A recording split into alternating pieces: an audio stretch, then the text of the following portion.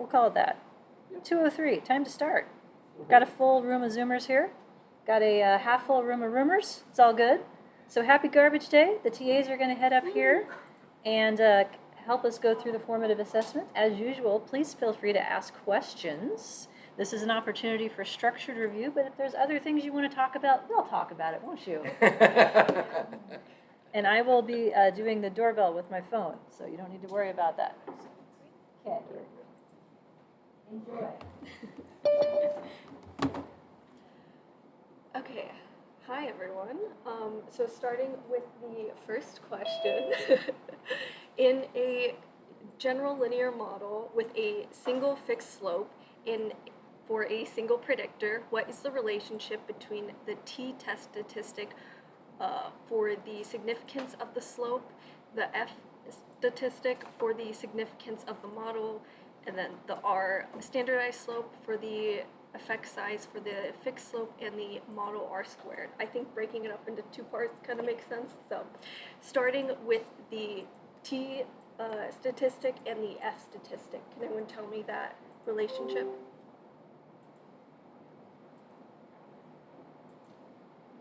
They're equal. They're equal when? Yeah, they're with one fixed slope for a single predictor. They're related, not equal though. Oh. If statistic equals t square. Yes. Yeah. So you have to square the t to get the f when there's the one predictor, one fixed slope. Yes.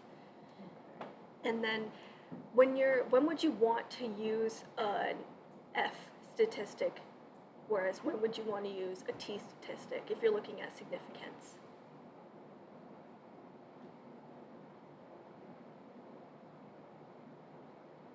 Any ideas? I already answered my question. And I got shot down. I know you did it. It was I knew it was just close. a little tweak needed. Next one. Yeah. Think about multiple slopes? Yeah, I was gonna say the slopes. Yeah. So for which one would you use? You want to use the F if you have multiple slopes to get the overall model. Yep. And then the T would just be for the one. Yep. But when you're looking at it with one fixed slope for a single predictor, it's going to tell you the same information because they are related by the t squared being equal to the f. So that part's good. So now going on to the second part of the question, how are the r or the standardized slope for the effect size for the fixed slope and the model r squared related?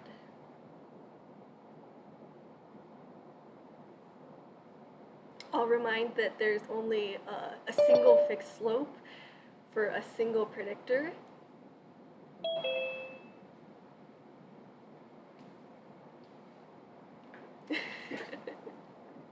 R is the square root of the model R squared in that situation.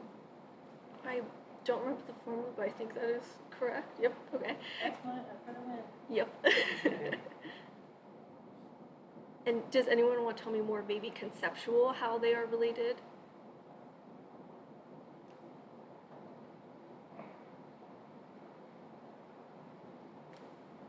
I see similar relationship in Zoom, yeah.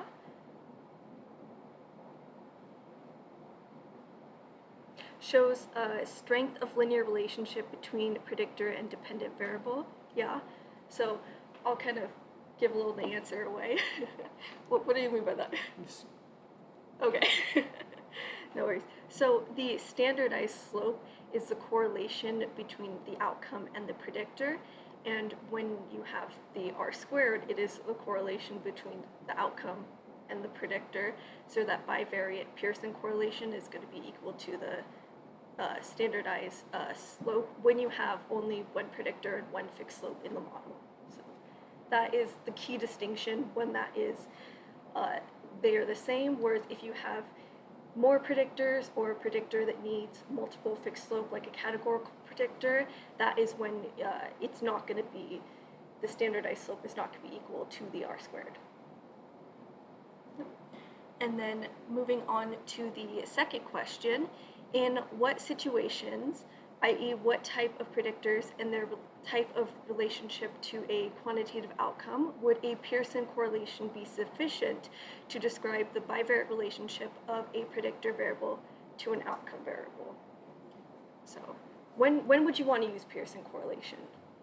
When there is one predictor variable and one outcome variable, and also we have a simple linear correlation, the Pearson correlation is sufficient. I also see in the chat when there's one continuous predictor and one continuous outcome variable, yes. And then single slope, single predictor, linear, uncomplicated relationships. The Pearsons are more complicated. Oh, that's going into R squared. Yep, okay. So going into the next question. The strength and direction of predictor and outcome. So I believe that would be for the R squared, I think. So yeah, in what situations would you need to estimate a general linear model and get the R squared for that? Multiple predictor and nonlinear relationship. Yeah, so like the quantitative predictors that we, not quantitative, quadratic, that's the word, that we've been talking about. So as finishing what was said by Lauren in the chat. Oh yeah, piecewise, yep. So that's a more complicated model. So also looking at multiple relationships, so like multiple predictors. Anything else I'm leaving out? Anyone can? Any synonyms? What about categorical predictors? Mm-hmm. Yeah. I have for 3 or more of those. That's when you want to use it for that. Yeah, because you need how many slopes when there's 3 or more? Yeah, 2. Well, 2 or more. Depending on one less than the number of categories. Yeah, because there would be multiple Right. fixed slopes in the model. So yeah. Anything else I'm missing? Okay. Yeah. Thank you. Okay. Question 3.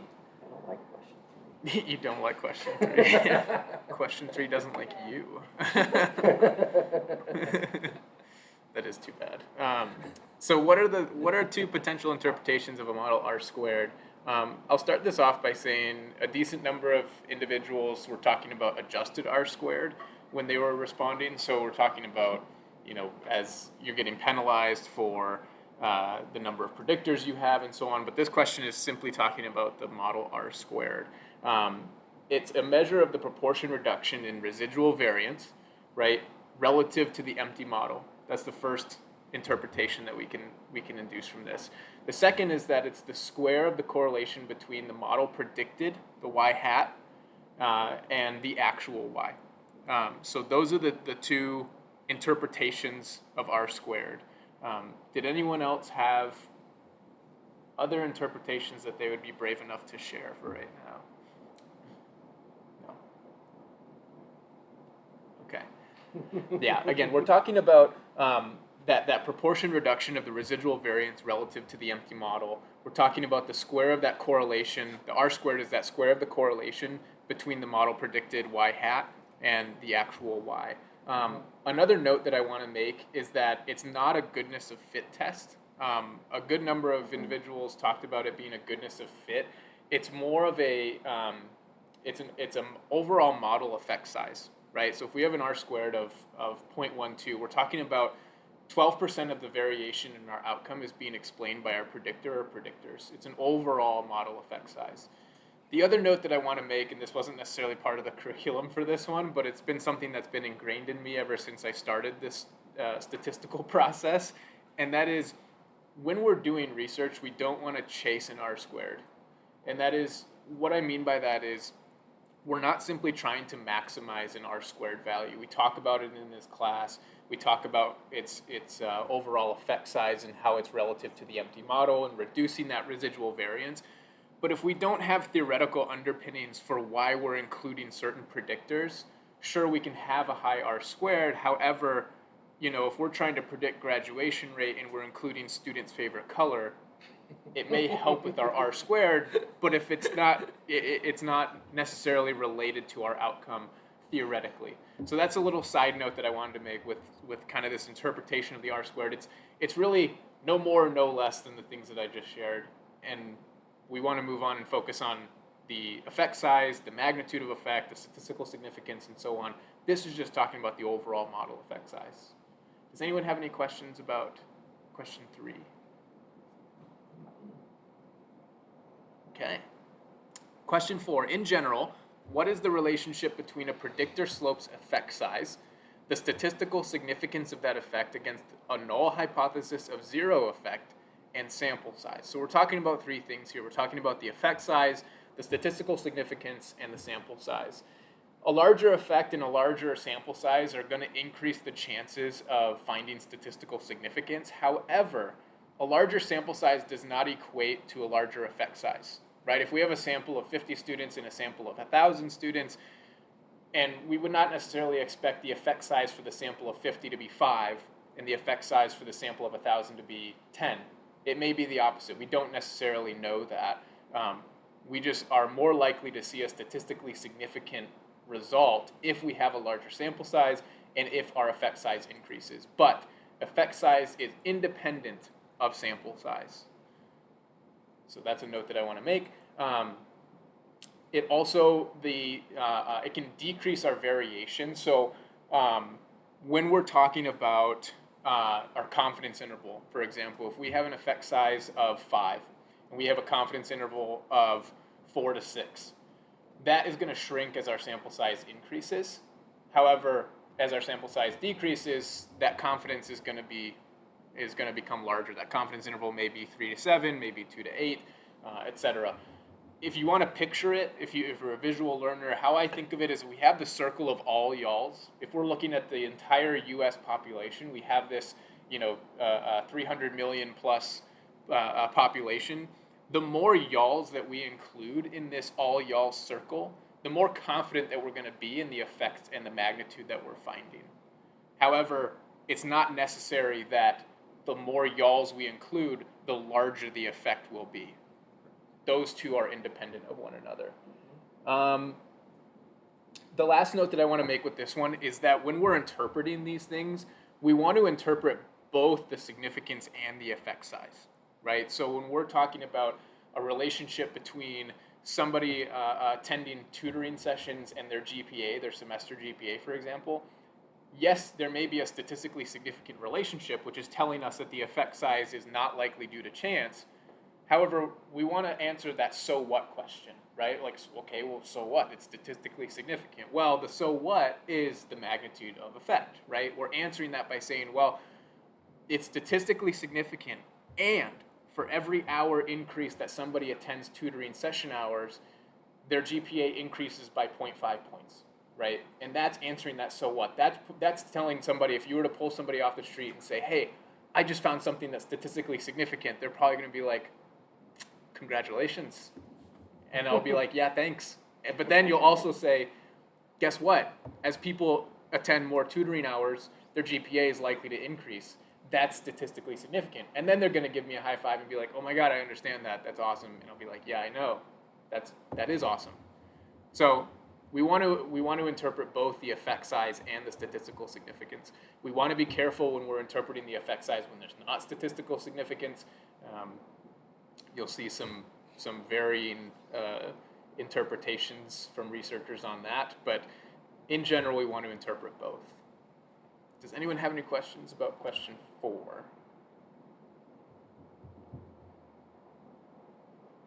All right.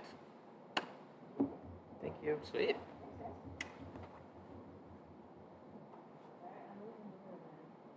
Yeah. Peace out. Bye. Yeah, no, Tutor just steak. leaving the Zoom on my phone so that I can come back up here. So yes, thank you, folks. I wanted to say a couple of things about fit as a descriptor because several folks wrote this. So there are textbooks, possibly including the one that I used for this class, where people say R² is a measure of fit of the model. I think that is an unfortunate choice of phrase, and if you think of it that way, it will screw you up in the future. because fit has a very specific alternative definition in the world of multivariate analyses. So when you're predicting lots of outcomes at the same time, such as in path analysis, which is covered at the end of the spring class that I do, as well as structural equation modeling, which will return a year from spring, fit in those instances refers to how well the model has reproduced the relationships in the data, not whether those relationships are worth reproducing. The latter, whether you should even bother to predict this thing, is effect size. How well the model has captured the relationship or lack thereof is called fit. So in this context, in a univariate, meaning one outcome at a time, the model fits perfectly, because your model has an estimate of how much variance is left over, and it has an estimate of how much variance has been predicted, and that will perfectly reproduce the original variance in the variable. In other situations, in more complex models, that will not be the case, and you will have to demonstrate that your model has acceptable fit before you can actually look at the results. No, I'm serious. No, I don't know. Yeah, so Yeah. that word, if you retain fit now, that will screw you up later. So that my advice would be just to not think of it that way.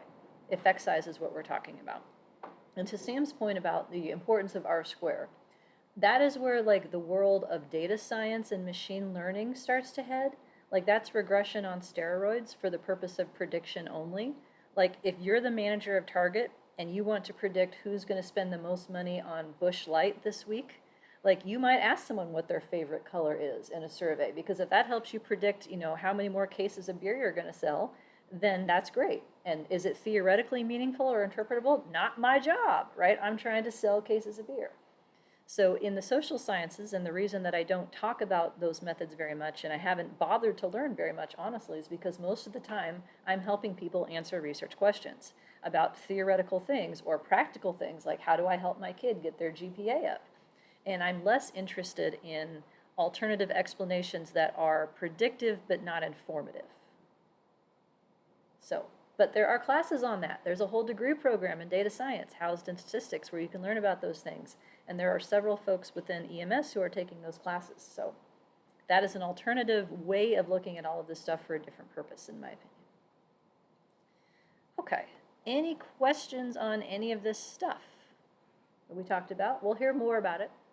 And I'm sorry you didn't like question 3. If anything, I think question 4 would be the one people disliked, because that's a more of an ambiguous one. I was just having an issue trying to find a 2. The 2. As opposed to, that's like a percentage, like, well, the other is like just a calculation to get to the percentage, so I didn't consider it a separate one. That was just me.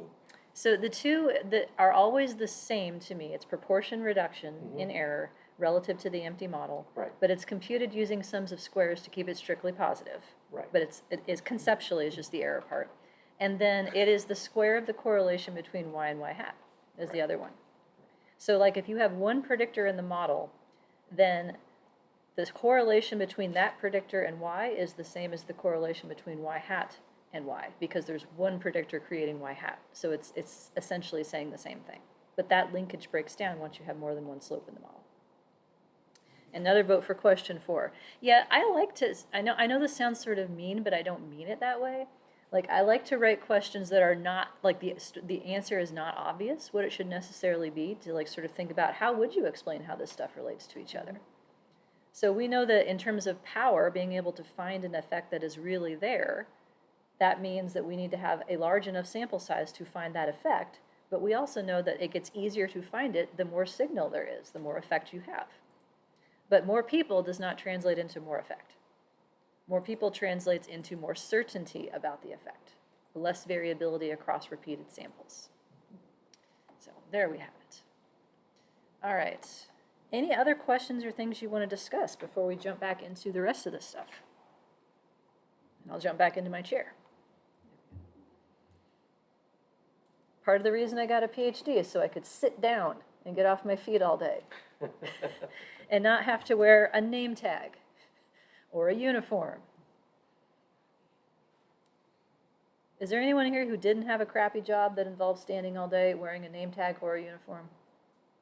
Like, it's a rite of passage. At some point, that will happen to you. I baled hay. You baled hay. Okay, that's on your feet all day. That's the first one, I think. Yeah, I feel very, very lucky that my job does not involve manual labor in a field or on a roof or any place else that's dangerous and uncomfortable. So, there. I think it's good to keep that in mind, right? Like, it's easy to get into like, oh, work sucks and school sucks and everything sucks, and it's like, actually, it could be worse. Red Lobster, the biscuits made it worth it. Okay, yeah, fair enough.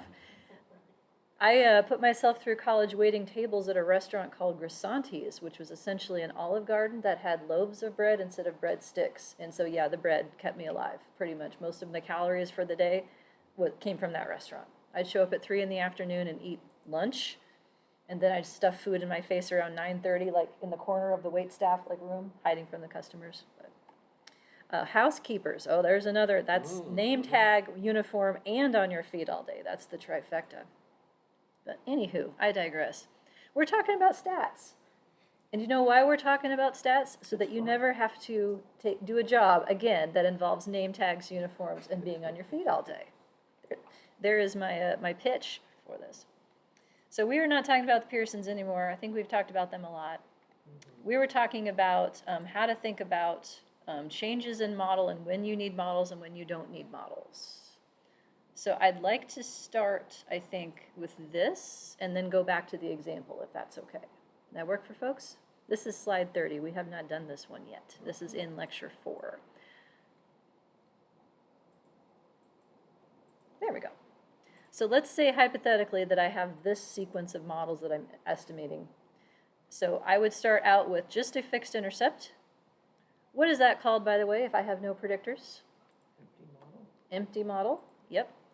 And let's say that the variability in my outcome at that point, mean square error or residual variance, is 200. And if I haven't put in any predictors, I haven't explained anything, right?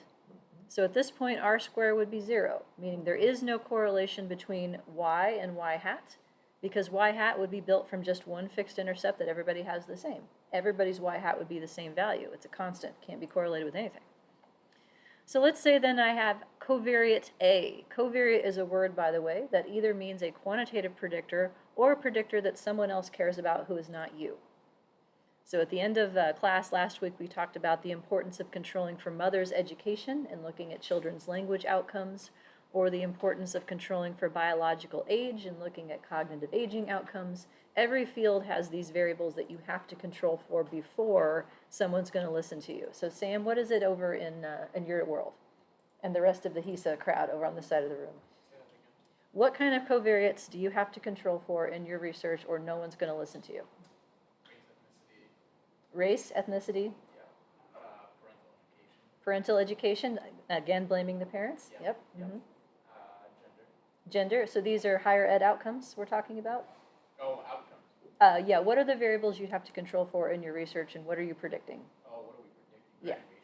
Graduation rate. Graduation rate, Yeah. okay. Propensity to go to college. Propensity to go to college. And so you're needing to control for race, ethnicity, gender, parent education, socioeconomic status, SES, how much money your parents make.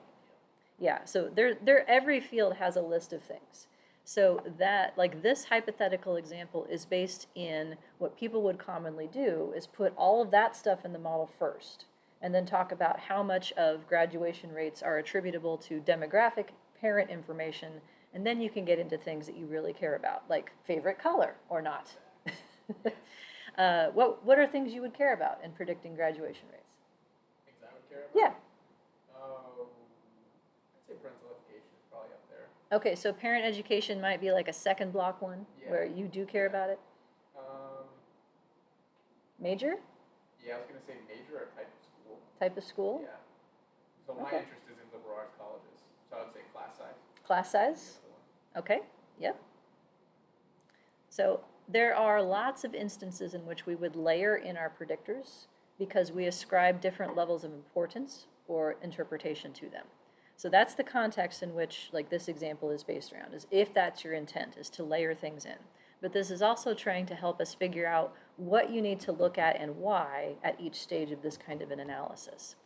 So if I add in one slope for predictor A, that means either predictor A is a quantitative variable, and I'm saying it only has a linear relationship to my outcome, Or what else could predictor A be and have this make sense?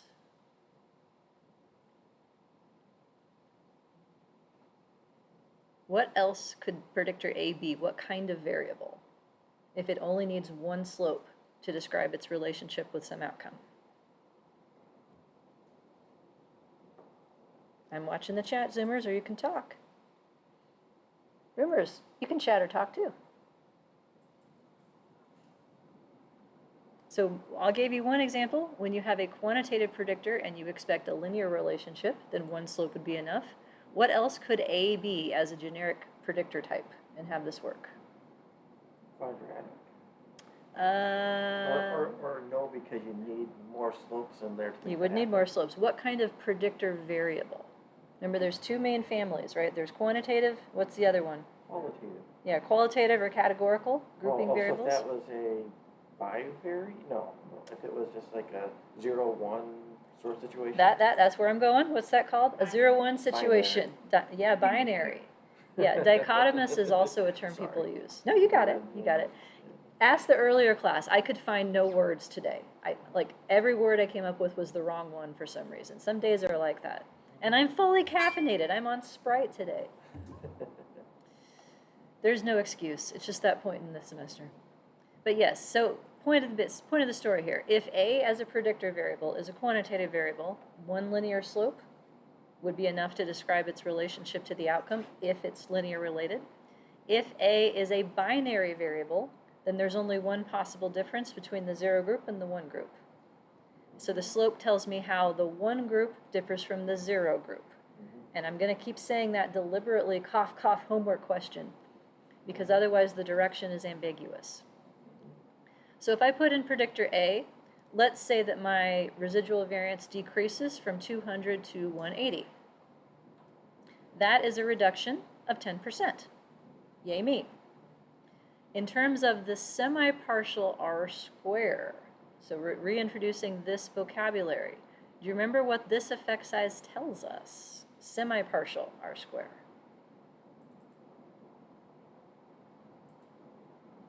We don't remember. Or we don't want to answer, because those look a lot the same. Is that the part that it has not been explained yet? It is like if you did your Venn diagram. Sorry, I did my Venn diagram. It's the overlap with the non-overlap part. You don't have where the two are overlapping together. So it's just like there's like the slope and the remainder part, like the A over the D, for example. Yeah, let me get to the slide. Okay, now tell me that again. E is what I was thinking of. A over E? That's what I was thinking. That one is the Cohen F thing. Oh. A over E, that one is one that I only see in power analysis. I honestly don't know how to describe it other than Randall over garage. Yeah. Okay. Question, is that what was associated with the non-included variable or the deleted variable? It's related. So semi-partial, this is, remember what this letter is? Eta. Eta. Yeah, it's R and eta are interchangeable. Like, don't let anyone confuse you. It's the same idea. Semi-partial is how much of the total R square is due to that predictor. That's what it tells you. I was thinking the second one. Yeah, partial is a different one. Partial is how much of what has been explained that's left over was due to that predictor. Like, what is left for your predictor to do after controlling for the other variables? How much did it get of that? Where's my table? Here we go. Back to slide 30. So if I only have one slope in my model for my one predictor, and it explained 10% of the variance in my outcome, its semi-partial is 10%, because there's only one thing in the model, and it's responsible for all of it. So the change in the R square is the same thing as the semi-partial in this case. Now let's say that I do it again. I have another predictor, B, and it's a better one. It's reduced it further from 180 down to 140. That is now a total R square relative to the 200 we started with of 0.3. So A and B working together have explained 30% of the variance in this outcome. Alternatively, the y hat that is predicted from using A and B is correlated squared with the outcome at 0.3. r squared as the square correlation. Now the effect size for B is the change in the r square here. So B is responsible for 20%, 0.2 of the, essentially this is an amount, but I have them as proportions here. 0.2 is what B got out of the 0.3 here. So change in r square is the same thing as semi-partial, if you do this sequentially. Now, if you reverse this and you put B before A, that doesn't necessarily mean that line 2 would be 20%, correct? That is correct. Okay. So the question was, if I switch the order of these things, is B's contribution still going to be 20%? And the answer is no. But when you go to line 3, when you have them both, that would still be 0.3 total. Yes. Okay. So in terms of ordering here, like if I put B in first, it's not competing against anything. So to the extent that A and B are related, what happens when you put one first versus the other is going to matter. If I put B first, odds are good that this r square would be larger, and then it would look like A has less to contribute. But by the time you get them in the same model, then everything should be the same. Like the 0.3 is what you're looking at. The change in the r square is relative to what it was before. Was it just B before or just A before? So that should be different from that perspective. Is it very often where you would want to actually list both, like intercept A, intercept and B, and then do a combined, or would you typically just add on as you go down through it? I'm not sure I understood the So question. in other words, if you had line 2 twice, but the first time you have A, the second time you have B, and then you have the combined A and B with your intercept. Gotcha. So the question was, would it make sense to have a model with just A model with just B, and then to put them together? And I would say yes, it does. Okay. And I would actually argue for that strategy. Because that is something that, what if reviewer 2 looks at your table and is like, I think B is more important than A, you should put that in first. How are you going to argue with that? Right now, you don't know the answer to whether B is more important than A. But if I had one model with B and one model with A, then I could answer that question. So I think as a strategy, it makes sense to figure out what is the bivariate relationship between your conceptual predictor and your outcome. What would it be all by itself? So then we have here the change from intercept to intercept plus A. Do I need to look at the f-test for this model r square necessarily? Nope, because that f is redundant with the t that shows up for the slope of A. T squared is f. R squared is r square. But for whatever reason, it gets capitalized when you square it. Also, f is capitalized. It's squared. T is lowercase and it's unsquared. I feel like that's a thing by convention. T is positive or negative because it captures the sign of the slope. Can f be positive or negative, or just one? Just positive. Just positive because f is squared. Could it be 0? Technically, yes, I think, but I think like the lowest it's expected is 1. Very, very hard to get 0. 1 is like the neutral point where it would be chance. Right. Because then you know as much as you don't know in terms of what your predictors have done. Okay, thank you. Yep. So yeah, same idea though, different question. If I go from the model 2 to model 3 here, adding predictor B, do I need a significance test for the change in this r square of 0.2? Do I need a separate f-test for the change in r square if I've only added one slope? What do we think? Yes. Okay, we got 2 different answers here. One yes, one no.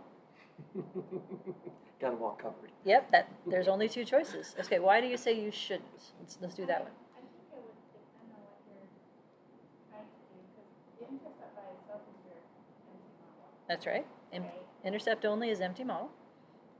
So in that case, if you were going to be comparing with your intercept only, I think you would probably need to, like your test would be different. So you would probably have to do one. Okay, so But if you were going to compare just between the intercept and A, and then the intercept with A plus B, then the whole thing would be I hear what you're saying, and I'm going to repeat it for the recording to make sure that the Zoomers can hear as well. So we are indeed talking about two different things. And I think my question was worded badly, so I'm going to try over. There's an f for the model r square, right? We see that one. That one shows up by default. We don't have to do anything special to get it. But there is a separate f that is possible for the change in r square for these kinds of nested models. So I think your point is to get the model r square f for whether 0.3 is different than 0, we do need that. Yeah. We need that because there's two different reasons it could be different than 0. Or it could be neither of these on their own, but what they have in common, because what's in common contributes to r square. So yeah, we always need this f if there's more than one thing in the model. If there's only one thing in the model, then the t-test for the one slope is equivalent to your f once you square t. Now, if we follow that line of logic and think about the change from a to a plus b here, do we need a separate f-test for the change? And that was my question. You say no, and you had said yes? I still think it's yes. If there's actually a significant change in the slope, like it could have been 0.10 to 0.11, but we don't know if that 0.01 change is significant. So you're talking about the change in the coefficient for the slope. I'm talking about the change in the overall r square. Yeah. That's a different question. Right. So b is the only thing that could have changed the r square, right? Just like a is the only thing that could have changed this r square. See where I'm going? So if I added one thing and that one new thing is significant, it has to be the same result as the change in the r square being significant. Okay. It's a one-to-one. In the same way that adding a in the first place gave us an r square, but it's one thing that caused it and we're certain of that, the change in the model r square was caused by one thing and we're certain of that. So if b added to the model in terms of being significant as a slope, its corresponding change in the r square is significant too. It's a one-to-one correspondence. So the semi-partial r square for this new term is the change in the r square. And most software packages will give that to you directly without having to do a whole lot of work. Okay, are we good so far? All right. Yeah, all right. That's the take-home message, I think. I don't want that up yet. Well, I know you all have it in front of you, but the animation helps my pacing. So I don't just like dump all the words and everything at the same time, because that's really overwhelming. And when I look at my slides, I realize when I need animation is when I pop it up and I'm overwhelmed by my own creation. It's like oh, that's too much. That's too much on one slide. I got to knock that down. But last one then. Now I'm adding two things. So this could be a linear and quadratic slope for a different variable. It could be two piecewise slopes for a different variable, like screen time in your next homework assignment. It could be, what else? When else would you need two slopes? 3 categories. 3 categories. This could be a 3-category predictor that slopes C and D are differentiating the 3 groups. So we need to add both of them at the same time for whatever reason, let's say. It could also just be 2 linear slopes of 2 different variables.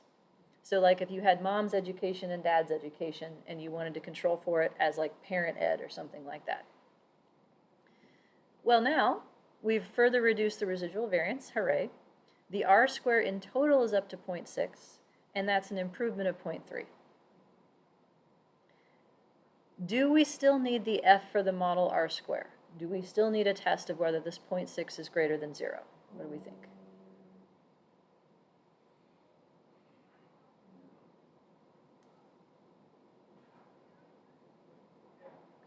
If you go with just the change in the amount, like, well, if 0.1 was significant and 0.3 was significant, wouldn't 0.6 be significant? It's a whole new situation, though.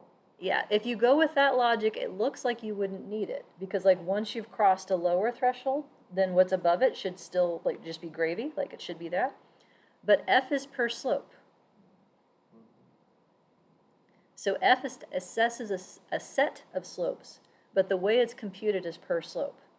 Because you have your sums of squares model, how much information did your model capture, divided by how many slopes it took to capture that much.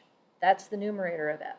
Denominator is sums of squares residual, how much information is left, divided by how many more slopes you could add, and that's your denominator. So because f is per slope, we don't know that this r square is necessarily significant. We would expect it to increase because we've added predictors. The question is, did they pull their weight? Like, did they really help? So I would argue we do always want the test of an r square for the model. Now in this case, what about the change in r square? This increase of 0.3 in how much variance was explained could have been due to C, could have been due to D, could have been due to what they had in common. So it's ambiguous. So this is a case in which we would need to ask for this additional piece of information. I'll show you a couple different ways that you can do so in software.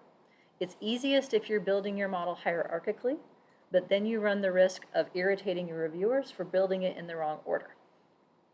Or building too much. Or building too much, yes, that's also true.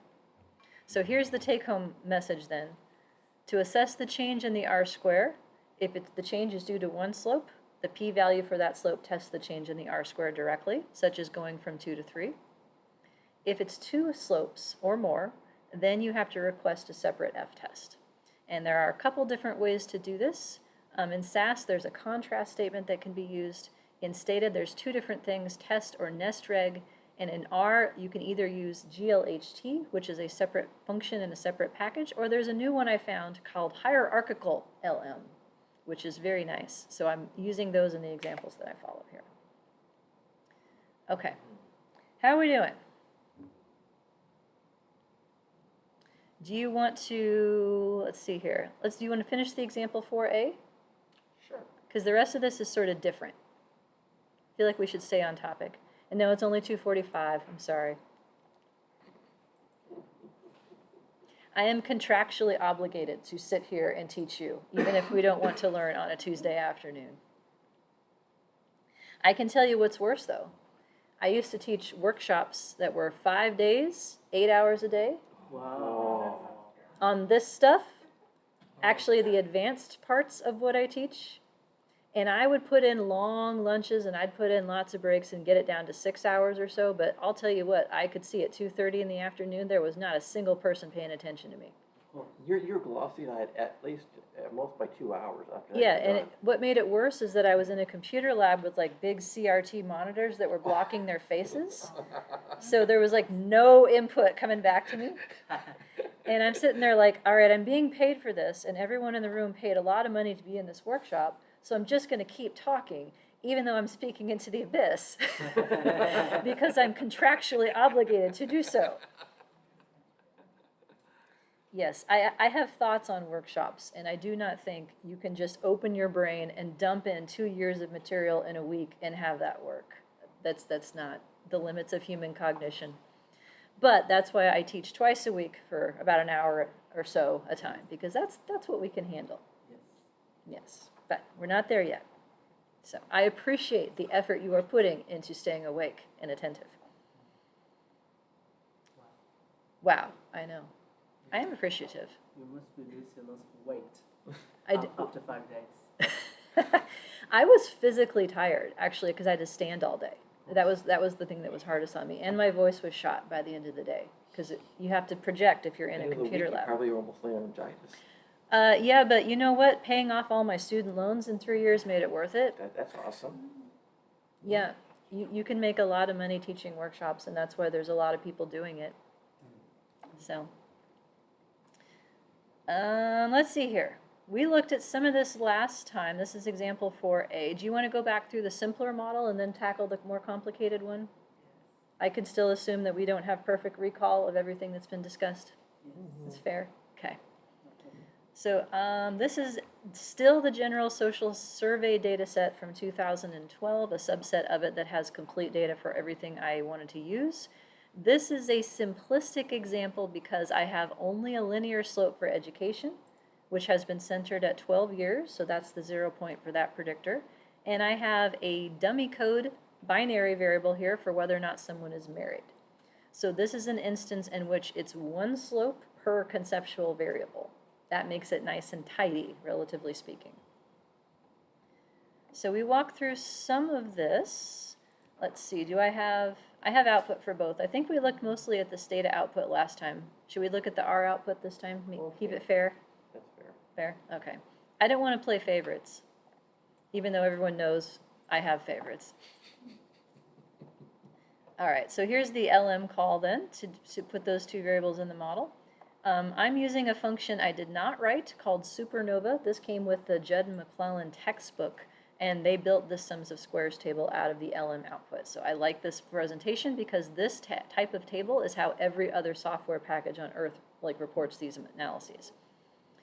So we have for the model then, SS, what's that stand for? Sum of squares. This is what I call information. So what this is your y minus y hat. Like it's how much the model has adjusted your prediction. I think, no, actually, no, it's not. Hang on, I said that wrong. It is y hat minus the mean, because it's relative to the mean as a naive starting point. How much more variability in prediction has your model introduced? Because if you only had an empty model, everybody would just have the mean. That's what it is. So if you take that discrepancy, y hat minus the mean, square it. Don't divide it by anything. That's where this number comes from. 2 is because we have two slopes in the model. What do we call that number? There's a term for it. Numerator, Degrees of freedom. degrees of freedom. Yes. Yeah, number of slopes is what you can take home with that. And then this sums of squares divided by the number of slopes gives me the mean square. So this is like information per slope. We're going to ignore the next two lines for right now. Then we have error. So then this one is y minus y hat, because it's all the things that we don't know about yet. All the reasons y varies beyond what's in the model. So y minus y hat squared, don't divide it by anything. And then this one, 731, what's the term for that? Denominator degrees of freedom, yes. That's the number of slopes I have room to still add based on my sample size. So this is n minus k for the 3 fixed effects I have in the model, intercept, and then the 2 slopes here. Then mean square, error slash residual, that's my residual variance. So then we have information per slope captured divided by information per potential slope. That's what gives me my F of 85 here. And PRE is your R square for the model, and P is 0 to 4 decimal places. I would report it as less than 0.0001 instead. PRE is the R square. Yeah, so the sorry, textbook, I missed- it's proportion reduction and error is the term the authors use, and it's partial R square is actually what it is. It's not the semi-partial one. So, but when you're looking at the model line, because it's everything, it is the R square for the model. This is what each predictor brings to the table after controlling for the other. So it's the proportion of eligible leftover variance it can predict, this partial R square. That one is the one I don't like because I think it's confusing. Okay. So this PRE is our effect size for the model. This tells us how much variance in income these two predictors have accounted for. That includes whatever they have in common. Then here is a new function that I wrote that takes the output from the fixed effects and concatenates the confidence intervals to the end of it so that it's nicely summarized in a table, and I've made the labels easier to read too. So 11 is the expected intercept for what kind of person? What's my centering reference point? Junior. 11th, or not this one. This is education centered at 12. 12 years of education, and someone who is not married. So in your homework, this is why I usually in the instructions suggest answering the results drop-down questions right after the model, rather than getting all the numbers and then trying to go back, is because it's real easy to get confused as to what your model currently is if you're going across them. So the answer to the drop-downs as to what the intercept means is always the same. It's conditional on the predictor values being 0. If there are no predictors, if this is an empty model, then it's not conditional on anything, and it's just the mean. If only education were in the model, then the intercept is conditional only on education being 12. But because it's education and marital status, it's conditional on both of those things at once. With something like education, would you have to specify in your study whether or not you included kindergarten as education? In your methods section, under your description of your variables, you should describe everything that the reader would need to know. Because otherwise, like the 12, the 12th year, if you can include kindergarten, we put you at a junior, versus if you throw it out, put you at the senior year. Yes, so this is the conventional years of education discounting kindergarten, because that'd be grade 0, essentially. In the U.S. educational system. Okay. So if your Very data good. came from someplace else, or your audience comes from someplace else, Okay. then you'd want to explain that. Okay, very good. Okay. Yes. All the information that your reader would need to know to understand the variable would go in the method section. All right, so 11, income in thousands of dollars for somebody with a high school degree who is not married. What happens if you are more educated? Does your income go up or down? Up by 1.77. What else does my sentence need to have in it? Education goes up by 1.77, or excuse me, income goes up by 1.77 in highly educated people. Is that sentence Thousands of okay or dollars not? per year of education. Per year. So let me say the sentence again, because this is a common thing that people screw up. People want to take the coefficient and put it in a sentence. The sentence might naively be, income goes up by 1.77 in higher educated people. Why is that wrong? Is my question. Per year, exactly. And actually, in this case, per year after the first 12 years. This is not the piecewise model. That's the next one. This is just a linear slope. But yeah, that'll be the next one. Yeah, so the 1.77 is tied to a unit of x specifically. So you can't say more x gets you 1.77 higher, because more is not specific enough. It's per year of education. Yep. So you could either be specific, like you could say for every additional year of education, income is predicted to go up by 1.77, or you could say people who are more educated have more income. Like if you put the number in, the per unit has to go with it. If you don't put the number in, you can just say more goes with more, or more goes with less. And the p-value is 0 to 27 decimal places. So we would say yes. That's significantly positive.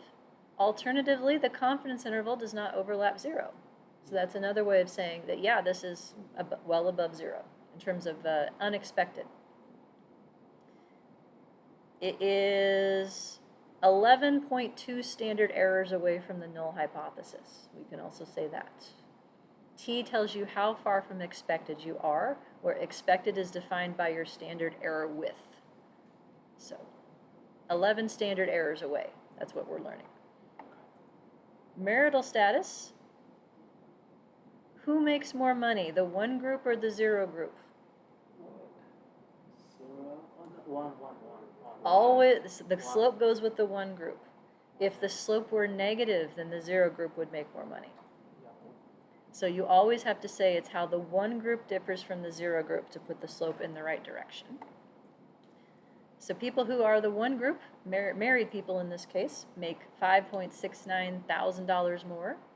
That p-value is also 0 to several decimal places. That coefficient is 6 standard errors away from expected. So confidence interval does not overlap 0. So for married, there's a no per year, just a yes or no. It's just a yes or no. People who are married individually make more money than people who are not in the survey. It's not a very meaningful variable, but it's what I had. I have a question. Yeah. About that. We're interpreting, like our intercept has both of these in there. Both of them, it's relative to both of them Relative being to 0. both of them being 0. Mm-hmm. But we're not looking at these 2 variables happening like at the same time, right? We kind of are. Well, I guess what I'm trying to ask, like, if we're saying that somebody who has, let's say, 1 more year of education after high school, so like 1 year of college, Mm-hmm. we're not looking to Ah, that is correct. So let me repeat that for the audience. So we have, we're looking at the contribution of each of these things in predicting income, but they are not tied together in terms of one predicting another. Yes. So it's not like married people are more likely to be higher educated and that's why you make more money? Is that the situation you're envisioning? Yeah, that's kind of what I'm asking. So I'm doing this, I'm making a triangle with my hands that you can't see off camera, because what you're talking about is a mediation model. Oh, okay. That's a different thing. That's an well, then come to the spring class. You can find out what that is. I do mediation at the very end. So that type of model is an alternative in which you want one of the predictors to predict the other. Okay. And the logic is like A causes B and B causes C, and that's why A and C were related in the first place. But the reason, like, I don't, this may be kind of uncomfortable because, like, if I'm looking at this, I'm thinking, well, people who are likely to be married are probably not those people who are in the first year of college. Like, you know what I mean? Yeah. So, are these two predictors, they are kind of related somehow? They are correlated. Yeah. In this case, not very much, but they are a little bit correlated. And I believe, let me get it out actually. The end of example 2 used these two same variables and actually estimated correlations among them with income. So let me go down to that section real quick. Pull that up, and we can see what the actual correlation was. Super fast. Yeah. Sorry, don't get seasick by me scrolling super fast here. Yeah, so the correlation of education and income is 0.38. The correlation of marital status and income is 0.23, and the correlation between the two predictors is 0.05. So they're this tiny little bit related to each other. So that means, practically speaking, the impact of education in predicting income is not going to be that different after we control for marital status and vice versa. Whereas if this correlation were 0.5, like then they have a lot less to do uniquely, and they would look less useful when they're in combination than when they look apart. But yeah, this is agnostic as to which came first or like why they're related. They're just two things. Okay. Okay, does that help? Yes, thank you. Sure. Helpful. And to that point, I have a table in here that I put in here to make that point. Like when we had linear education in the model all by itself, it explained about 15% of the variance. When we put in marital status all by itself, it explained about 5%. And if you thought, well, if I put them together and I could just add the R squares up, then I would expect an R square of 0.1986. The actual R square is only 0.1903. So it's a little bit lower because they're basically unrelated, but to the extent that they're more related, the joint R square is not going to be what you'd get from adding them together, because you can't count the overlap. Like you can count it once, but not twice. Yeah. Okay. And I have a question. So for the estimate of the after 12, so for more specific interpretations, say per year after 12 or otherwise it's the all per year. Question was, in interpreting the slope for education, do I have to say after 12 or is it just per year? I mean 0 to 11 or just the 0 to all 9. So this is a linear slope, and it is a linear slope within an additive model. So the answer is per year, because this slope would be completely unaffected if we centered at 14 or 8 or 10 or left it unaffected, or uncentered rather. So the 12 really is like, where is the intercept starting from? But the interpretation doesn't care whether you're going from 12 to 13 or 13 to 14 or whatever, because it's linear. Now that would not be true if we had a quadratic term in here, because this would be this slope would be conditional on the centering point. That'll be an example 4b. We'll return to quadratics for a minute then. But in this model, because it's linear and because it's additive, not multiplicative, it's just per year. Okay, other questions? All right, so effect sizes then. Let me show you a couple different ways to do this. So in R, I wrote a function to do this. It takes the t-test statistics from this table and does the math on them to produce a Cohen's d, a partial r, a semi-partial r, and then also the squared versions. So you can pick whichever one you want. So I did that because it's easy to do the same operation in R on all the spots. And so I built this table. Another way to do it, though, is there is a pcore command that I used in example 3. Let me get that one up. Going to scroll quickly for a minute here, sorry. I think it was.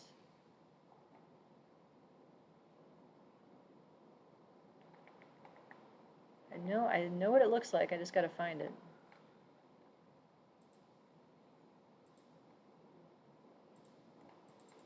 I think it was the first one, maybe. No. All right, I'm not going to find it quickly enough. There's a command in R that will do partial correlations for you, but it's a separate command, whereas this one uses the model that you already did. So this has everything. In Stata, there's a command called pcore that will give you all of the same things, so long as it's giving it to you directly for a model parameter. So in this case, because each of these is one slope for one variable, and I don't need any linear combinations to answer any questions, I can run pcore, and it spits out partial correlations, semi-partial, the squared versions, and significance value. This is the same p-value I got in the model. So this routine functionally is telling you the same thing that the model is. That is useful to the extent that your predictors are all you want to know about. But if you want to know about other things, then you got to keep digging. So I have choices as to how I would talk about these effects. Because marital status is a binary grouping variable, Cohen's d, I have it labeled as partial d here to draw the analog that it's in the same family as partial r, would be 0.45. That means that on average, people who are married are higher by 0.5 standard deviations relative to people who are unmarried. D is in standardized mean difference units. So it ranges from negative to positive infinity. Partial R refers to the correlation of the unique part of marital status with the outcome. The other one that I like is semi-partial R square. This tells you how much of the R square was due to that predictor. So of the total R square, which was 0.190 something, 0.04 of it's due to this variable, 0.14 is due to the other variable, and the remainder is due to what they have in common that neither of these gets credit for. And that math is down here. So the total R square is 0.1903. The sum of the semi-partial R squares for each of these variables is 0.18. So we're missing a little bit. That's what they have in common.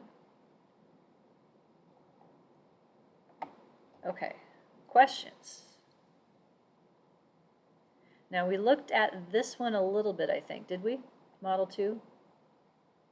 Anyone remember? I don't think we got all the way through it, but we looked at it. I remember making the point that if I had showed you this on the first day of class, you would have dropped and ran screaming, right? But now you're ready for it. You're ready for it. You are. You are. You are. Okay. He's like, I don't want to be ready for it. It's fine. So let's break this into pieces. This variable here is self-reported working class. 3 categories, lower, middle, and upper. So I have 2 slopes differentiating middle from lower and upper from lower. The next 2 is chronological age, centered at 18, which was the minimum in this data set. I have 2 slopes, one for linear, one for quadratic. And then this is our 3-piece model of education, where I had 1 slope for people who had less than a high school degree, another for the effect of graduating high school, going from 11 to 12th, and then a 3rd slope for how many years past 12 they have. So there are 3 conceptual predictors in this model, but they take 7 slopes. So what we have to figure out then is, if we're interested in saying how much variance does education capture, any one of these on their own is not going to tell me that. So this is an instance in which I need to do some extra work to lump these three things together to get an f-test and an effect size. Likewise, I would want to lump the two age slopes together to get an f-test and an effect size. And these two slopes to get an f-test and an effect size. Lots of practice. Okay, so T is for one slope, F is for more than one slope. That's a general rule you can hang on to. Both of those are using denominator degrees of freedom, paying attention to sample size. F is squared because it's for more than one slope, and the slopes can be negative or positive, and you don't want them to cancel each other out. T is unsquared, which is in lowercase.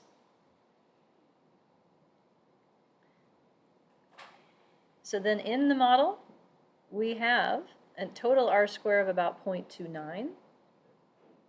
That is significant for my 7 slopes. So they do work together to predict this outcome. And did we go through the Stata output or the R output, or did we not get that far? I don't think we looked at that yet. Didn't look at that yet? I don't think so. Maybe a little bit. We did a little bit because I made Just fun of a this. little bit. I remember that. I don't remember my content. I remember the asides from my content. That's what sticks in my brain. So yeah, our intercept is -3. So my reference person is in debt. Negative income. Yes. Well, it's someone who reports themselves to be of a lower working class who's 18 years old and who has an 11th grade education. That person is probably in debt. This, in general, though, should give me pause. This suggests that something in my model is misspecified, that I'm predicting an impossible value for the intercept.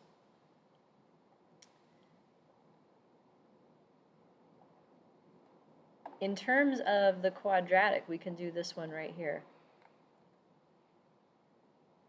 So per year of age, your question from a few minutes ago, this linear slope is conditional on the interaction term that involves the same variable.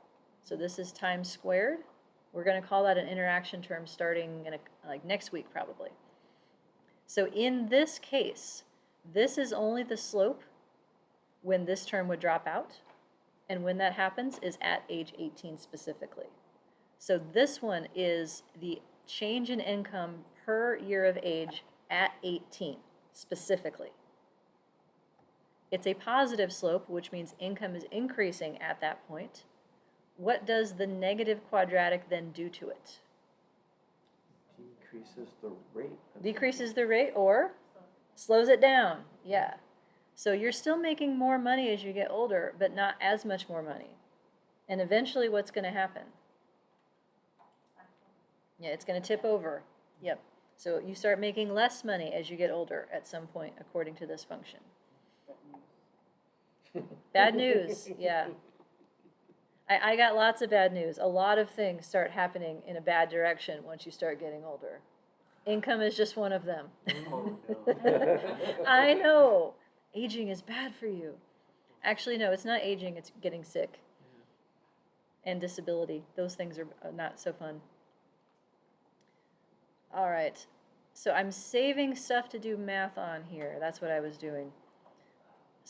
So here is the output from P-core and Stata. This gets me partial correlation, semi-partial, and their squared versions. Now here's the problem.